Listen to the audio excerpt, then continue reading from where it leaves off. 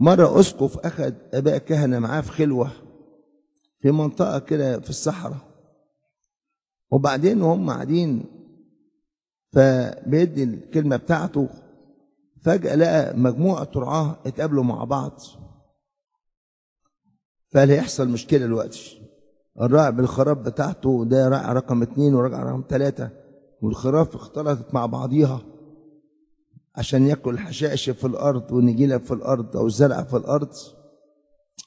طب هيعملوا ايه دول بعدين يجي يمشوا؟ كانت حاجه شغلتهم.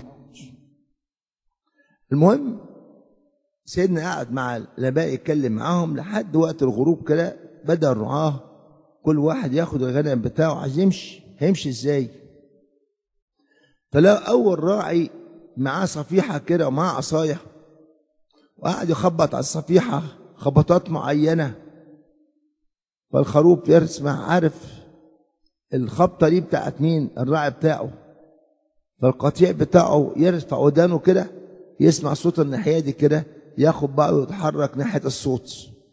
الخروف ده ولا الخروف ده ولا النعجه ده ولا ده ولا ده، شويه شويه لحد ما كل الخرفان اتجمعت عنده هناك في مكان بعيد شويه، وتم مع الخراف بتاعته عمل لها خط كده معين في جسمها بقلم كده او بقى زي حاجه زبويه. وبعدين بص فبيقولوا له ها تمام؟ قال له تمام، نشوفكم مره تانيه. وخاب بعض الراجل مشي. مفيش خروف من الخرفان ضاع ولا تاه في وسط الخرفان التانيه. الراعي التاني معاه صفاره، ده معاه الاولاني كان معاه صفيحه بيخبط عليها، التاني معاه صفاره وقعد يصفر بطريقه معينه. فبدا الخرفان يسمع صوت الصفاره، بدا القطيع يتجه ناحيته الى ان خلص الراعي رقم 2، وفي الاخر الراعي رقم 3 نفس الحكايه.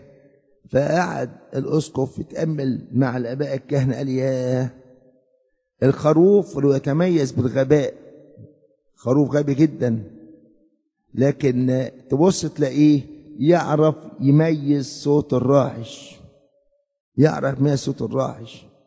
عشان كده قال لهم الخرفان اللي هي حيوانات عجماء تعرف تميز صوت الراعي، والإنسان العاقل، الإنسان اللي ربنا جعل فيه إرادة وجعل فيه ذكاء وجعل فيه فكر وجعل فيه حاجات زي كده كتيرة جدا، لا يعرف يميز صوت ربنا. مهم جدا أميز صوت ربنا. إزاي أميز صوت ربنا؟ في الإنجيل لما أسمع عظة أو أسمع قداس أو أسمع كلمة روحية أقول يا رب سمعني صوتك، عاوز تقول لي إيه؟